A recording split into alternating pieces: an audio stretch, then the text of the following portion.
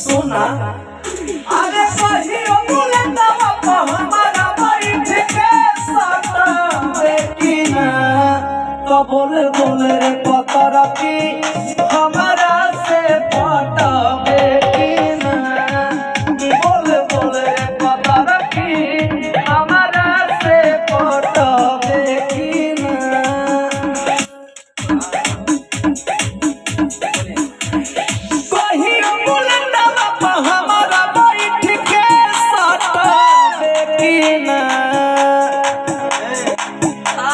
सोना अरे कहियो बुलंदवा पे हमारा बैठ के सतावे की ना तो बोल बोल रे पतर की हमारा से पटावे की ना बोल बोल रे पतर की हमारा से पटावे की ना जब ते हंसे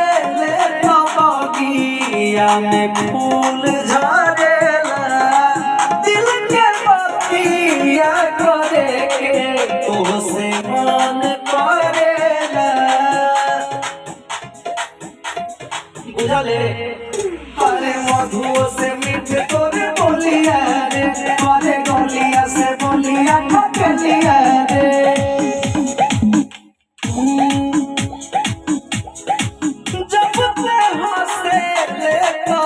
में फूल झाड़ेला